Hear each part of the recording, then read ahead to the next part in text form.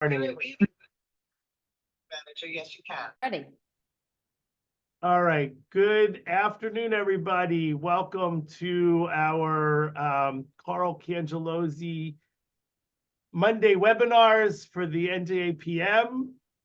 For those of you who don't know me, I'm Bruce Matez. I was the president of the NJAPM for 2 years, and now I've taken over the Monday webinar series to try to keep it going. And today we're going to be treated to a wonderful talk from Roseann Vanella, who is a very successful full-time non-attorney mediator down here in South Jersey. Roseann is going to be talking to you about basically mediations for non-lawyer mediators. Just a couple of reminders. If you have a question, please put it in the Q&A, and we will answer it at the end. We'll take about 10 minutes at the end to do Q&A. If you want to ask a question live, we can also do that. I'll ask you if you want to raise your hands remotely to do that. There are no CLE credits today because this is not a legal webinar. And also just a reminder that next month, Lori Schuldiner-Shore, Bob McDonald will be presenting a webinar on municipal mediations. Most of the counties have a mediation program for municipal court cases. I believe they're voluntary in nature for the most part.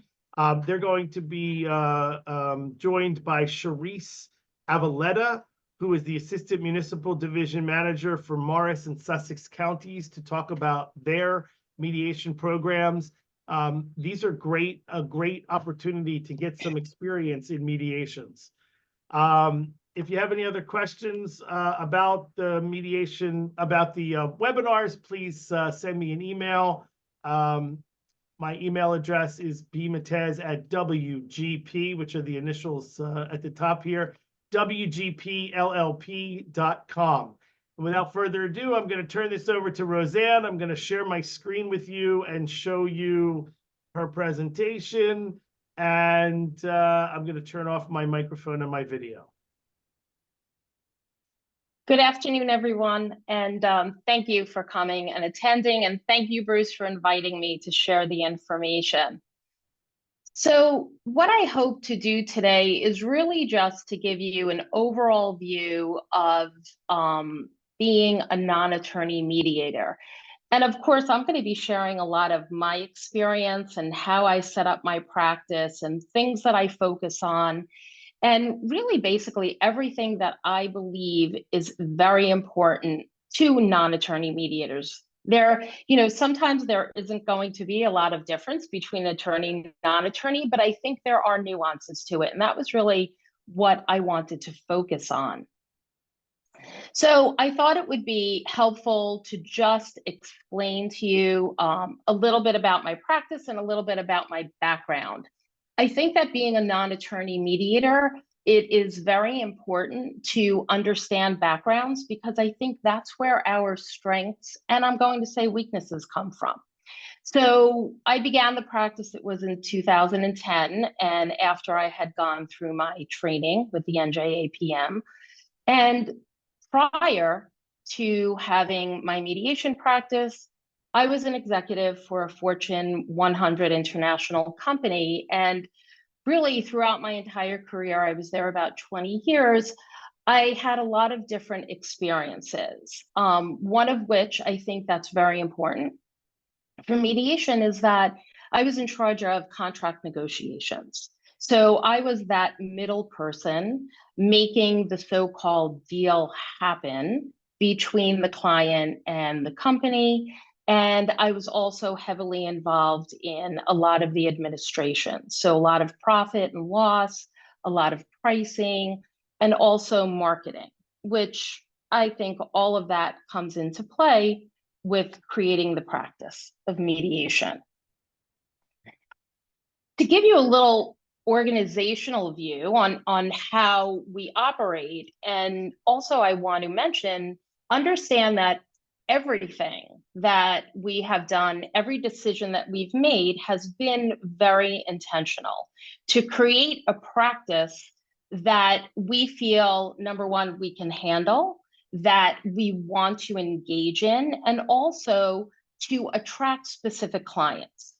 So we are two full-time mediators. It's myself and Carmela Di Nicola, my business partner, and we both came from the same background. Carmela was a little bit more heavily on the financial side, and I was a little more heavily on the contract side when we were working. We have an office manager who is totally virtual. She is there for us. She is making appointments. She is interfacing with the clients when we are not available. And at the beginning, of course, when the practice was small, we were doing everything. And quickly we found out that it was probably best to have somebody else be that person answering the phone. Because then, if not, that potential client, knowing that you're the mediator, really wants to have all of that information all up front. So we do offer a 30-minute complimentary consultation. Office manager Dana handles all of that. She also handles some of drafting of some of our agreements. And basically, she's doing all of the organization for us so we can absolutely focus on mediating. We outsource our website design and support. We have a gentleman that we work with, and he's taking care of all of that. It was an education, of course, at the beginning, understanding the whole Google algorithm and how to attract clients. But the point being that we outsource. We also outsource our social media content and our blogging.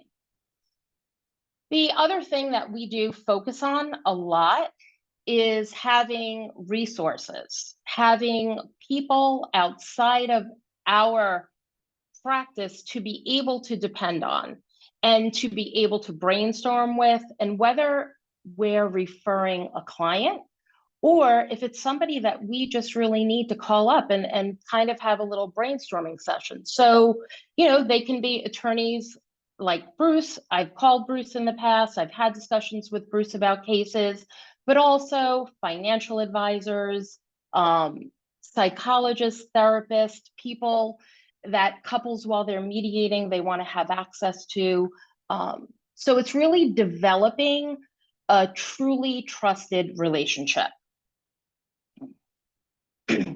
So the next slide we're just putting here just for some information. So often if you follow us on social media, we'll be putting out some of these quotes because I think it's important that potential clients get to know you somewhat and get to know your style. So we began from the beginning basically focusing our practice on strictly couples who really want to mediate privately. I have never been on a court roster. That was a decision that I made early on when I started to mediate because I really wanted to attract clients who had, I'm going to say, some skin in the game, that they really, between the two of them, they've decided that this is the process that they want to follow, or at minimum, I always say, at least try. So almost every mediation that we have engaged in has been successful in that the clients have finished out the mediation process. This is just to give you an example of the services. So again, early on, I decided that I wasn't only going to focus on family and divorce. I knew that because of my experience and my background, and also my business partner's background, that we could do a lot more. And we could focus on, you'll see in here, there's business and workplace, which is what Carmela focuses on mostly. She does divorce. We've kind of separated out where I'm doing divorce with children. Carmela does divorce without, and I'm going to say non-emancipated children. Another niche, and I'm going to speak to niches because I think it is important for every mediator, and especially a non-attorney mediator, to find that area, that niche where you can excel in and really start to build a clientele. Early on, and I have to say, the first mediation I ever engaged with was with a couple who owned a family business. And I feel very comfortable and also very passionate about helping these couples, because these are the couples who, in my opinion, have a lot of intertwined relationships going on, right? Business, personal, divorce, family. Most of the time, these couples are depending on their business as a sole source of income. So this is where they really need to be flexible and be creative. And my feeling was always, again, that because of my skill set, I would be able to help these couples through the mediation process. So I have to say that at this point in time, we do a pretty good number of what I would call high net worth divorces, where either most of the time there are one business or multiple businesses involved, but also couples who have complicated financial situations, assets, and things like that. So here's the list. And I just want to point out one thing, and I'm going to ask if other mediators are starting to see this, but I had started doing the prenup mediations. And I have to say, this one area also is one that has expanded tremendously within the last year. So last year, I did the most mediations for a prenup than I probably did in my entire career as a professional mediator. I'm finding that young couples specifically are more inclined to mediate. They don't want to get into situations that can cause conflict.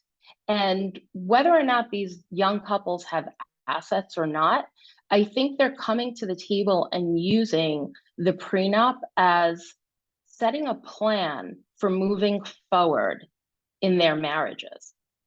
And I'll just, give you an example. I had a couple that I engaged with last year for a prenup. And at that first meeting, it was pretty easy to tell that the soon-to-be wife was totally on board with doing this through mediation. And the soon-to-be husband was hesitant. He was arms folded, not speaking too much. And I could tell he was resistant. And as we went through the process and as we started to have conversations and understanding what it was that they wanted to focus on, I suddenly was able to see him open up, loosen up, become more comfortable. At the last session, when I was going through their MOU, he had said to me, I really want to apologize to you. And I said, what for? What are you apologizing for? And he said, I was a real jerk at that consultation and probably the first couple of sessions. He said, I felt that this was setting us up to fail. I thought that we were talking about what's going to happen in the case of divorce, and really we were setting us up for a future divorce. He said, but really what I found out was that we're actually being set up for success because we're having a lot of the hard conversations with a third party who's bringing certain things to our attention that we would have never thought of. And it's done in a very non-threatening environment. So needless to say, that makes me super happy anytime that you get feedback like that. But it really kind of put a light bulb in my head saying, okay, you know what? This is something also that we need to really start marketing towards and focusing and talking about. So that was the purpose. So Bruce, if you can just okay.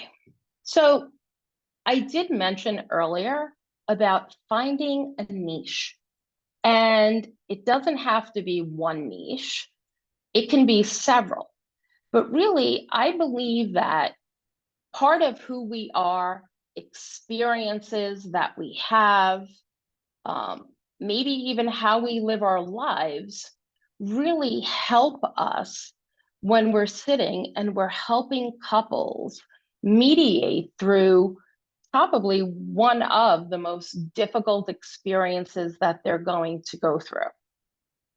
So this is just a list of different niches that we can speak to. So I think the first one, cultural differences. Some people have experience. Some people are living a life or somewhere that there's totally cultural differences, maybe between you and your significant other, maybe within your whole family.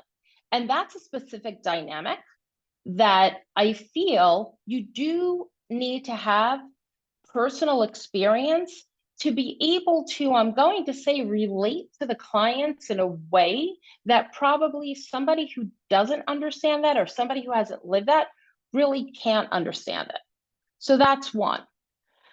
The other is gender transitioning. There's been a lot more of that. And I think that somebody who is able to be sensitive and understand, and I've done a lot of educating behind the scenes. I've worked with a lot of therapists, and I've been very fortunate that people have been very open with me and helping me through that, because there's specifics to those situations. Again, I spoke to there's the LGBTQ, the high net worth, family businesses. I spoke to that, the family dynamics, besides the intertwined financial part of it. I'm finding many couples are cohabitating now after divorce, and a lot of it has to do with the housing market. So again, it's really being able to be creative, to think outside of the box, to help them come to solutions that are going to work for them. I don't always sit here and agree, inside my own mind, but as long as that's what the couple feels is best for their family, and we can, as mediators, point out what may work, what may not work, but in the end, they get to make their decision. Formal separations, and then of course there's the gray divorce. So really, as a non-attorney mediator, find your niche. Think about things that you have expertise in and really feel comfortable, and where you can bring, I'm going to say, your best self to the mediation in order to be able to help.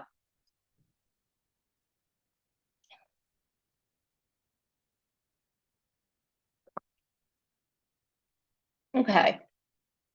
So I speak to knowing your strengths and weaknesses.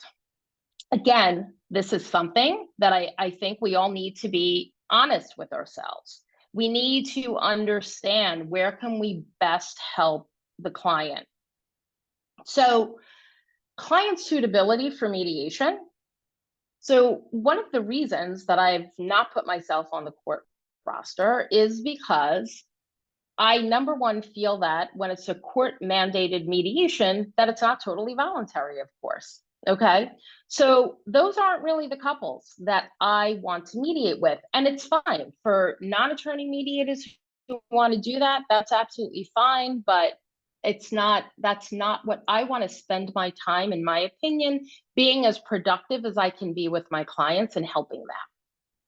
You have to think about, again, like I said, your skill sets. What kind of clients are suited for your skill sets? So whether you're a therapist, whether you're coming out of a financial background, whatever that might be, what are those situations when you can help the best? When it comes to laws and spousal support, I'm going to say the parameters, child support, you have to have a working knowledge, right? And this really comes from doing classes through the NJAPM, doing them through the CLE credits. I do them, even though I can't use those CLE credits, I do them for education because I want to be educated on what's happening. I don't really refer to laws at all while I'm mediating, and I make that very clear up front with my clients. And I also tell my clients that if they're using attorneys through the mediation and using them for support, I think that's wonderful. But if I see a habit, I'm going to say, that in every session, either one party or both parties are coming in and saying, well, my attorney said, well, my attorney said. I have the conversation of your attorneys are there to support you, to guide you. But when we're here in mediation, it's really about taking all of the information you're given outside of the mediation with your attorneys, any other professional that you may be speaking to, and in here, and really coming to a decision that you feel by using all of this extra knowledge you have is really going to work best. So I have been known to terminate mediation because they're not truly mediating again. It's the pass through of information. And at that point, I say, look, I really think at this point, you're probably wasting your money. And I think you should each be represented by the attorneys that you're using and let them finish out the divorce. You need to also have a working knowledge of documentation. I do a good number also of post-divorce mediations. So you have to be able to read a property settlement agreement or marital settlement agreement. You need to be able to read financial statements.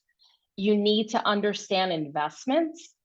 You need to have a really good working knowledge of all of that information, because all of that information clients are giving you during the mediation, and you need to be comfortable and knowledgeable with it. I have in here the parenting agreements, and of course the MOU. So client interaction, I spoke to that. I spoke to how, I encourage clients always, please have that attorney support you.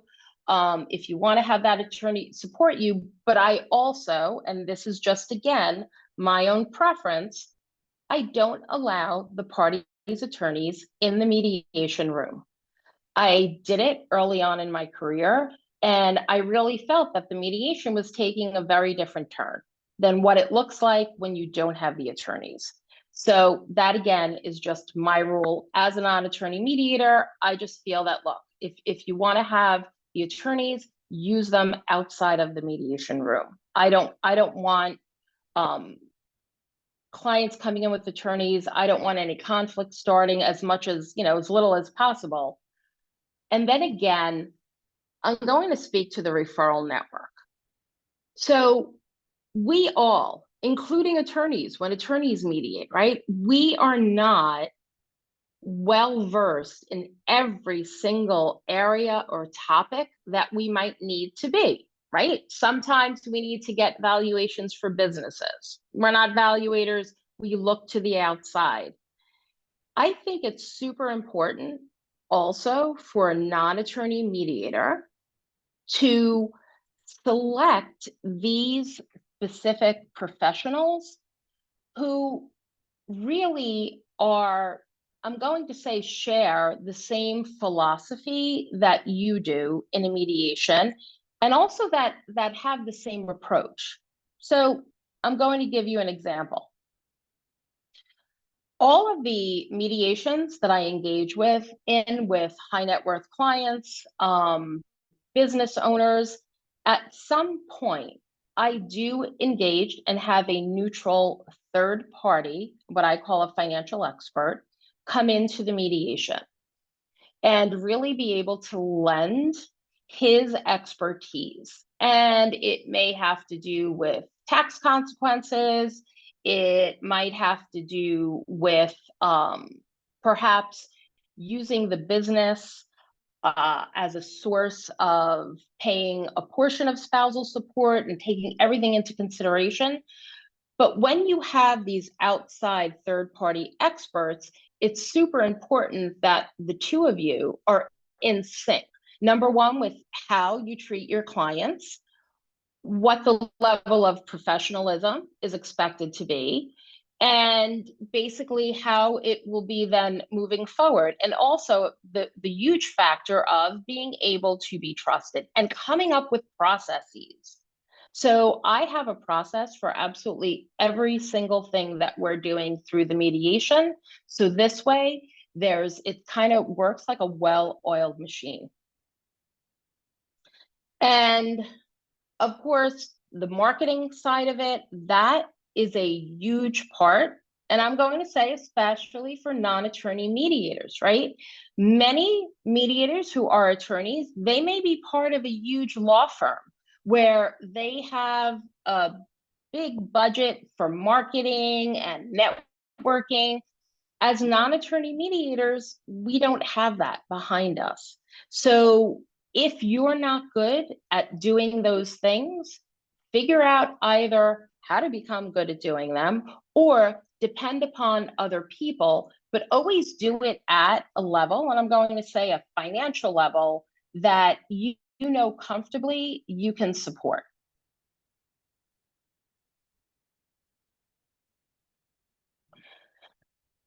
So I always say that, weaknesses, of course, are an opportunity. So at the beginning, I'll be honest with you, when I started to mediate, I came from a corporate background and I knew nothing about Excel and Word and maths and numbers and pages.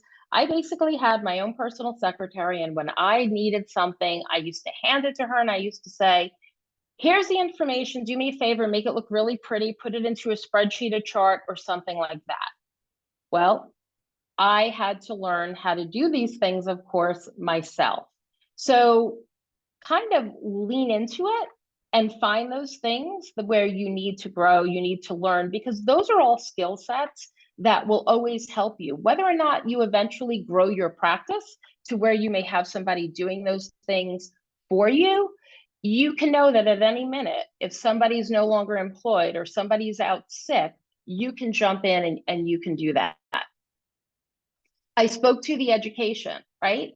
The NJAPM, they're great webinars, trainings, groups, the mediation groups. When I first started to mediate, I have to say, probably the first attorney I met with was Bruce Matez. And I knew that Bruce was also mediating, and I just invited him to lunch one day. And I still remember to this day, Bruce was generous enough to pick up the bill for lunch because he said to me, you're just starting. When you get to a point, you can take me out to lunch. And I probably owe Bruce that lunch. But connect yourself. I always attended the groups, the mediation groups that meet once a month. That's a great place to be able to brainstorm, ask questions. Again, leverage all of those trusted resources that you have. CPAs, attorneys, therapists. Right now, with the housing market the way it is, mortgage people are very important. What I'm finding is many mortgage lenders are becoming extremely creative now because they're not getting all of these refinances. So there's a lot of mortgage companies now. And in fact, the first time I ever heard last week, I had a couple who was selling their house and the buyers were going to be able to assume their mortgage. I had never worked through something like that, but again, it came up because of a mortgage person that I'm connected with, and we're having a conversation about the market and what we can do to help these couples. I spoke to already about having processes, documentation. Myself and Carmela, we just went through this. At the beginning of every January, we block out a good 2 days where we go through all of our documents, we update anything that needs to be updated. And again, being a non-attorney mediator, you don't have the huge staff behind you to help you doing this. Listen to your client feedback. I think that is super important, especially at the beginning. I wanted to understand what they felt comfortable with, what they didn't, if there was something that I could have done better to help them. That can be scary, right? Because you don't know, but I think coming at it and listening to what those clients say really help you grow. They help you grow as a mediator, and they're also going to help you grow as a business owner. Think about what is going on in the world that is affecting the clients, right? I spoke about mortgage rates. We all lived through COVID. I'm not going to speak to that, but there was plenty going on. Is there going to be a recession or not, right? I think there's a definite correlation between what the news is putting out there and when clients feel comfortable going through a process like divorce, and also deciding whether or not they're going to mediate or not. What's going on in the world that's going to affect your business? You have to be super in tune to that. Sources of business, I have to say the majority of our clients come from Google. A lot of people don't share personal information when they're going through something like this. I know myself, when I was going through my divorce many years ago, I didn't share the information. I was on the internet, I was reading, I was looking. It's important that you have your clients reach out, leave you the reviews, write you testimonials. When you're doing a good job, and your clients are going to want to tell everybody about what a great experience it was. When you're not doing a good job, your clients are going to let you know that. And of course, build your business through your referral network, through creating trust. I believe a lot of these things matter, whether you're an attorney or a non-attorney mediator. But again, the non-attorney mediators, that pool, I'm going to say, is a bit smaller, right? From where we pull our clients from. So you need to have those personal relationships. And also, there's always the past clients. They're happy to give your information on to anyone that they feel might be going through a divorce, and they want to be able to recommend you.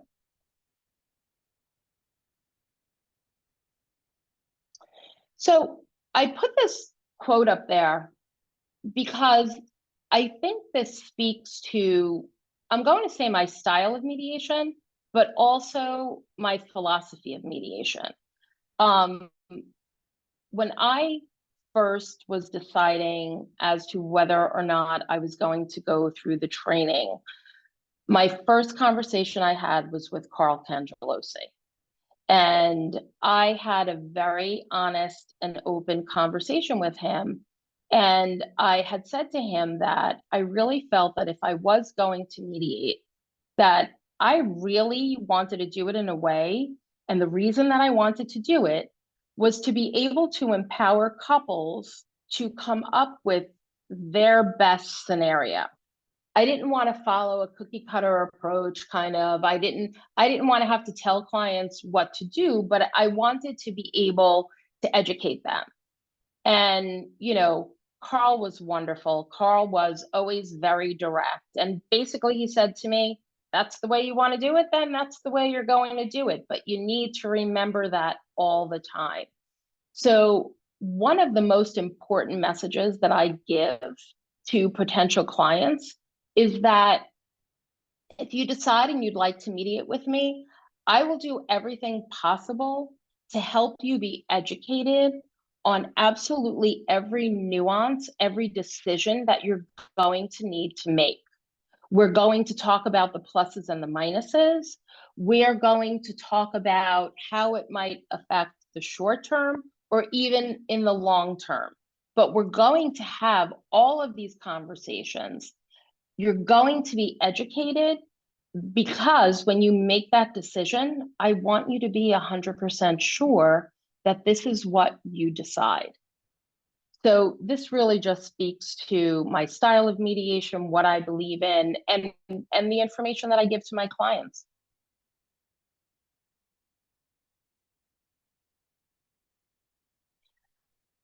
So numbers, right? This is probably one of the things that most business owners probably dislike the most, unless maybe if you're an accountant.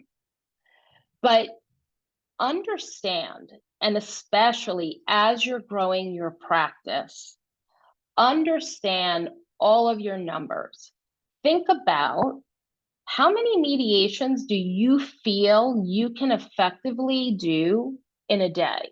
Remembering that there's a lot of work when you're a non-attorney mediator and you don't have a large staff, you don't have a paralegal to hand over something to. You really have to organize your time really well, because you don't want to be working yourself to the ground where you're thoroughly exhausted. You want to be able to be your best when you're in session and you're not stressed and you're not exhausted. So think about things. How many hours do you think you can mediate in a day?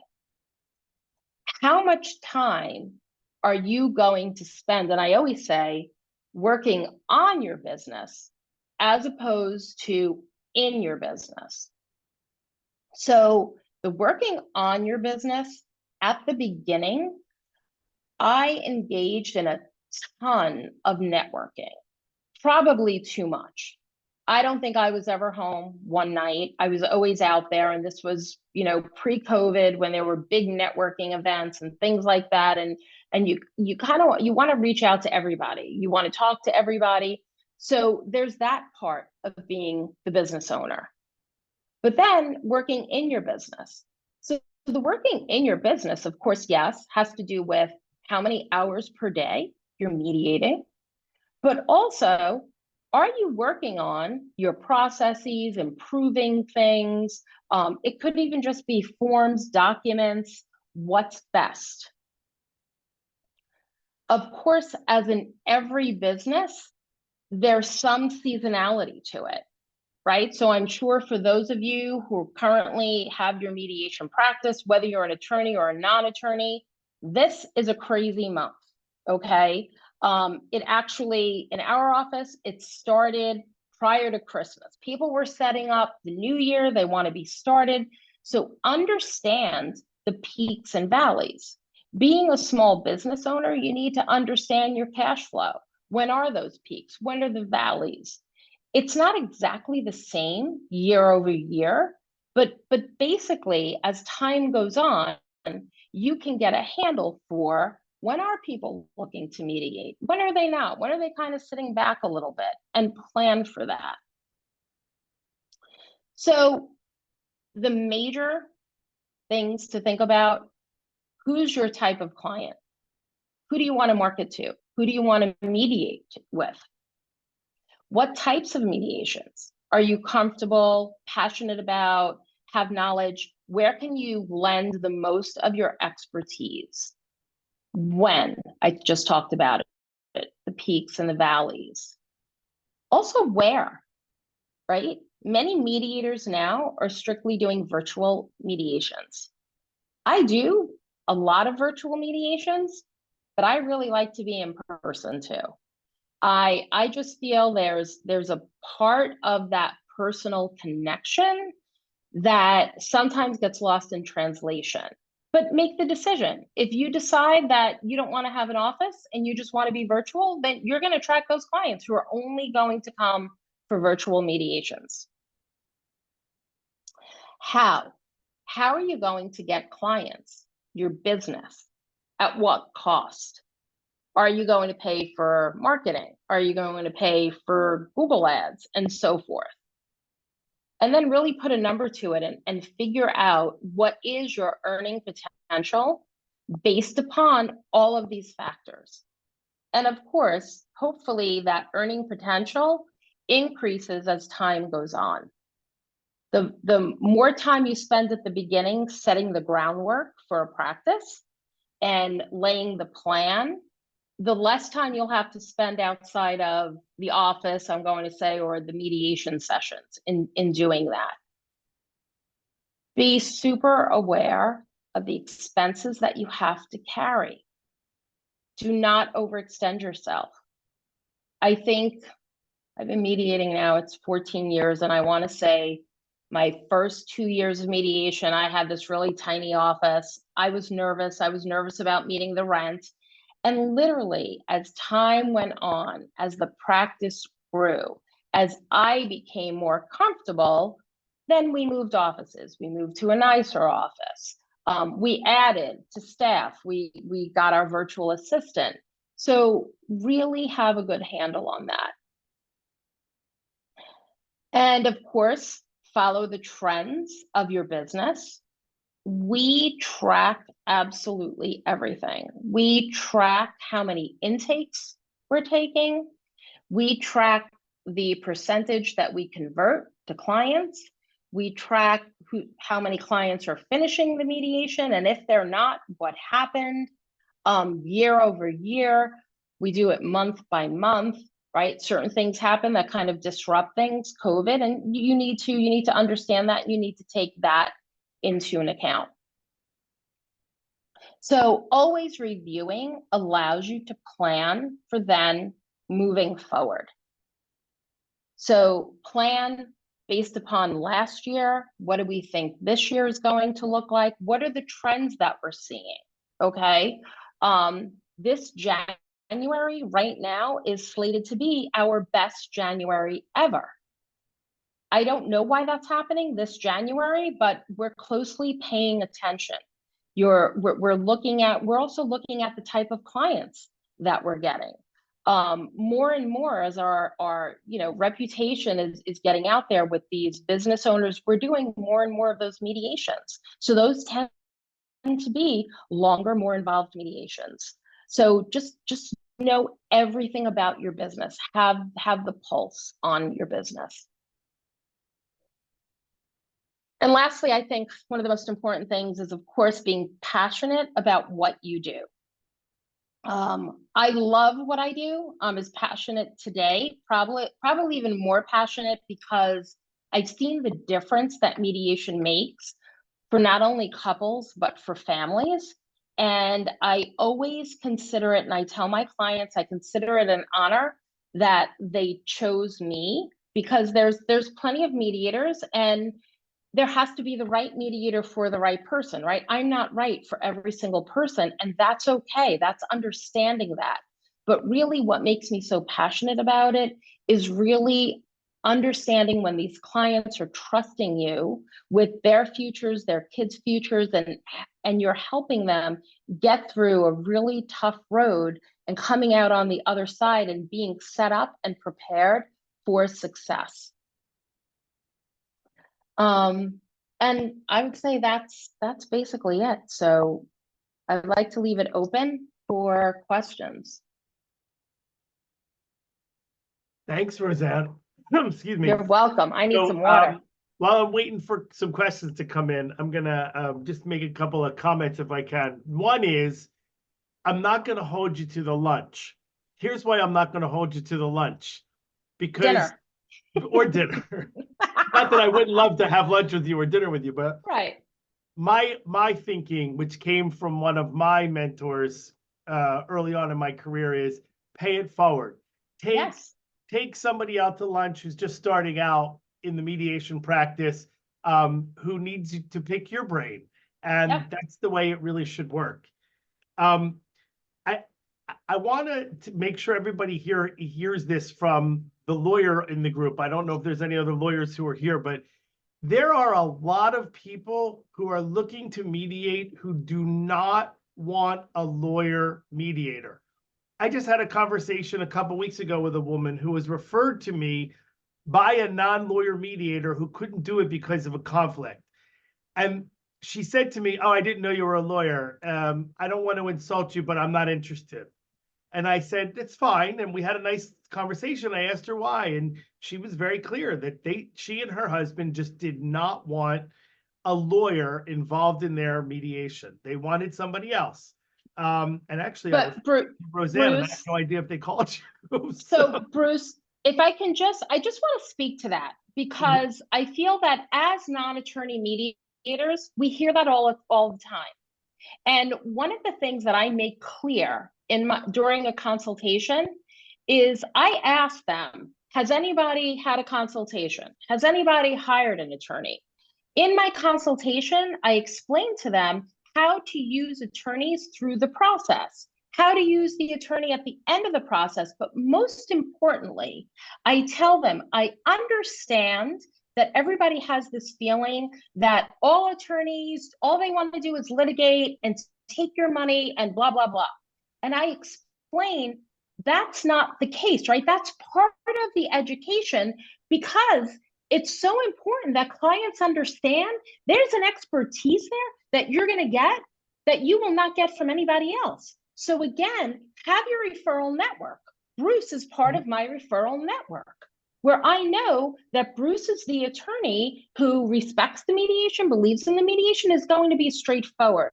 Also find that attorney who has, I'm going to say, your similar style, right? We all have different styles. I'm very direct and open, and Bruce is, and I have no issue with that. All right, I want to ask one question, and then there's two that are coming in. So my question is, what's a complimentary consultation entail? What do you do? So I strictly, and I make this very clear during we send, basically we send confirmations, and a complimentary consultation is bringing a couple through the process. And I only speak to the process so they know what to expect. I tell them the order that I follow, right? The four main topics that we're typically doing, the order that I follow. I tell them they're going to create a Dropbox. I tell them you're going to have to upload everything and anything that's attached to your name. I don't care if you have a bank account with your child and that's your child's bank account, all of that. So it's really the expectation of the process. And also, it's an opportunity for me to vet the clients, because I don't mediate with everybody that I do a consultation with. So do you do them in person, Zoom, on the phone?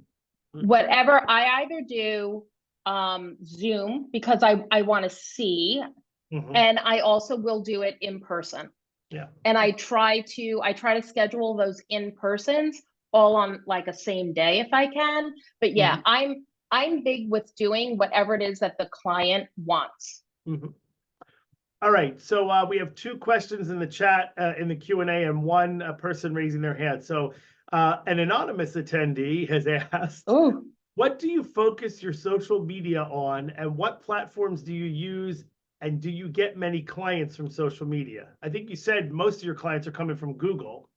Google, yeah. So, but the social media ties into it, right? So we have a Facebook page. I'm putting out about 2 blogs a month. And really the topics have to do with where we're focusing, the type of client and things like that, or the educate, or it might just be something that's in the news, right? The mortgage. We recently did a blog about that, high interest rates. So I'm doing Facebook. We're pushing out on Twitter, but I don't think that does a lot. And we have a really good presence on LinkedIn. We also engage in a lot of groups on LinkedIn, because we get a lot of information, but we also give a lot of information, right? It's kind of like that reciprocal. Google, and this of course is years in working with my web guy who's constantly telling me Google, Google, Google, because Google basically rules the world. So we also push out on our Google Plus, and that might just be one of those quotes and that type of thing. Do we get clients? Sometimes clients, and I'm always amazed at this, they'll send a message through Facebook on our page, or even like Yelp, which I personally don't use it, but those are the platforms, the standard platforms. All right, thank you. Terry, I'm going to let you speak. You raised your hand, so hopefully you can be heard. Say something so we know if we heard you. Hello, thank you, Roseann. Good information. Wonderful. Hi, Terry. You said something that I found. I've been in multiple business for a long time. Word of mouth is the best way to advertise yourself. You need all the others. Yep. But when you have word of mouth, your client has pre-sold you. So you have to do less to sell yourself and get into business. So that's an important part of promoting yourself. in your work. The second, for those who are not business savvy, and you made a good point, there's not a big staff behind you. SCORE, Service Corps of Retired Executives, there are local chapters all through the state, all through the country, and they will help you sit down. And like you said, how many mediations do you need? What kind of time do you need to sit down? It's very practical, and you get a mentor to work with you. Another place for a lot of good webinars for business, like NJAPM has had. Screening your clients, so important. We all have different chemistries. And I'm going to shamelessly promote myself. We have a high maintenance client, how to handle, coming up in March. And it goes right to your, don't feel bad. In the beginning, most people want to grab everybody to pay the bills. And sometimes that can cost you immensely. Thank you. Thank you. It wasn't so much a question, but you're on the right track. It was very helpful. Thanks, Terry. So I want to add, since Terry mentioned it, that, and I'll apologize to the NJAPM for this, as I'm about to say this, but we are not the only game in town. The NJAPM provides a lot of educational opportunities and a lot of opportunities for peer consultation. We have so many meetings every month, but we're not the only game in town. There's the Academy of Professional Family Mediators, the APFM. They have a lot of wonderful resources as well. There are other mediation organizations around the country. The American Bar Association has an ADR section, a dispute resolution section, and there's a lot of mediators who are involved in that. There's the Association of Family Conciliatory Courts, the AFCC. So there's lots of resources available to you as a mediator, both in the divorce and family sector, and also in business and civil matters. It's just a matter of finding them and finding those resources. And I can't stress enough what Roseann said. I think having a good network of people and mentors is so key in success in mediation. All right, Roseann, next question is, wow, thank you, was the beginning of this one. When doing prenuptial mediation, as well as the rest of what was on your list, is that restricted to New Jersey or is it global? I've done global mediations. So I've done divorces overseas, Germany, Italy. I'm fluent in Italian, and that really helped me with the Italy one. I find that a lot of the more high net worth, the business owners, there are a lot of out of state that find me. So I make it very clear that I'm never going to speak about a local law, right? I'm truly helping them from the point of looking at the big picture and being creative with them. So yeah, I do mediations all over. Adding to that, I would say if you speak another language, market the heck out of that. Yep. I recently had a Vietnamese couple. I was not the mediator. I was the lawyer involved. We were looking for a mediator. These people spoke really, really broken English. I mean, it was really awful to try to communicate with them. Not awful in a bad, but just hard. Right. I couldn't find a Vietnamese speaking mediator in the state of New Jersey. It was a little crazy. Yeah. So if you have that skill, market the heck out of it. Another question, Roseann, what software and CRM do you use? We don't use any software. We're really savvy. We all work on Macs, and that this speaks to, especially at the beginning of starting the practice, right? We weren't going to spend money. So we just really were able to, we were going to a lot of the classes for Mac, and we created all of this shared kind of information. So we have all of our own spreadsheets and documents that we track and we share between all of us. Everything's up on iCloud. So basically we're all in there all day long. And also we have processes because we're three of us touching the client. This was an anonymous question also, so I can't really address it to anybody in particular, but I will tell you all that there is a there is a software program called ADR Notable that is designed for mediators and arbitrators. I don't know much about it, but it's something worth looking into. Again, it's ADR, as in Alternative Dispute Resolution, notable.com. There's also another one that was advertising. They had a booth at a collaborative divorce conference I went to a few years ago, actually, it was pre-COVID, called Smokeball. And Smokeball apparently has a lot of features that are good for mediators and arbitrators, people who have sometimes more than one particular client who's getting billed for that situation. So there's my experience having managed a law firm and been a mediator is that the law firm systems typically are not designed for people like us. It's cumbersome when you have more than one client. It's difficult. So I do want to speak to you, and you brought up a good point. So billing, okay? The way that I work, and clients all know this, they are billed right after the service. So I never have accounts receivables, okay? So if I did any work prior to the session, it's owed at that session. If they cancel an appointment and it's within the time frame that they can cancel, they will owe whatever work I did. Well, now what's happened is any kind of other professional that I'm working with, they jump on board and they bill the exact same way because they're like, oh my God, you get all of your money. Like I have nothing hanging out there and I don't take a retainer fee. I don't want, so if somebody's not, doesn't want to pay, then you're not going to mediate. That, I mean, it's as clear as that. And it's also very simple. I have unfortunately way too much experience with receivables as an attorney, but I'm happy to share with you all that I collect like Roseann does at the end of a session. I collect. I ask them for a credit card or however they're going to pay at the end of each session. My receivables at the end of December of 2023 were for my mediations were under $5,000.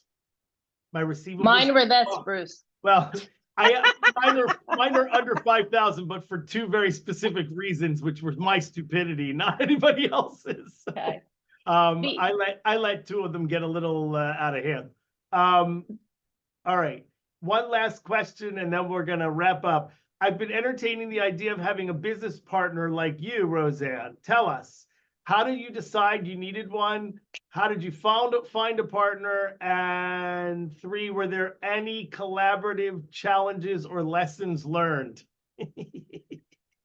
So you could be here all day on this one. Yes, I could be here all day. So, this speaks to making a decision, I think, early on in the type of practice that you want. So when I was in corporate, I was responsible for probably 70 employees. And at any time that number varied. And I decided when I got out of corporate that I don't want to manage anybody. I want to run it the way that I want to be able to run it. So my business partner is basically my life partner. And her background was so similar to mine. And it just so happened that she was out kind of down to earth, I call it, from her corporate job at one point. And she had all of the skills. And I was so busy. And we kind of had to make this decision. Are we going to grow? Are we going to? So it was a very easy transition. And there's the level of trust. But I have been approached by law firms to merge my practice. I've been approached to mediate. I don't want to do it. Could I make more money? I don't know, but that's really, I'm not going to say that's not my focus, right? Because obviously I'm still working, but I want to be the master of my own universe. I travel a lot. I want to be able to schedule. I'm in Europe for a month out of the year in the summer. If I want to do consults, maybe I'll do them, maybe I won't. So I think it's very tricky being business partners with somebody that you really don't understand. It might even be a friend, but it takes on a whole different meaning when you're in business and depending upon your well-being, and you may have just very different styles of working, and I personally don't recommend it. I'm with you on that. It's very hard. It's very hard to do. I live by a rule. I don't get into business with my friends or my family. Right. Because, you know, those relationships are hard enough to manage sometimes. Yes. But, you know, my suggestion to everybody is, if you're going to do it, make darn sure you know what you're getting yourself into before you get into it. And have an operating agreement. Oh, yes, have an agreement. And come to me to mediate it. We do that. Roseann, thank you so much. This was fantastic. Thank you. I got a lot out of it, and I'm an attorney mediator, but a lot of what you said really resonated with me about the way that I should be managing my business and my practice. So thank you so much. I hope you all enjoyed it. If you have an idea for a webinar for next year, I'm going to start planning it in the spring. So come to me, please. Send me an email. Let me know what you'd like to hear. Or if you're interested in presenting a webinar, please let me know, and we'll put you on the list. And a reminder that next month, it's the 26th. I think that's the date. It's not the third Monday next month. It's the fourth Monday because of President's Day. And yes, it's the 26th, and that is the webinar on mediation, municipal mediations. So everybody have a good month, and I'll see you next month. And again, thanks, Roseann, for a great webinar. Thank you. And anybody, feel free to reach out to me. I think, Bruce, did you circulate my email? I did not, but you're on the website. You're a member of the NJPM, so Okay. anybody can find you on the NJPM website. Shameless promotion for our website. There you go. All right. Have a good day, everybody. Thank you. Bye-bye. Thank you.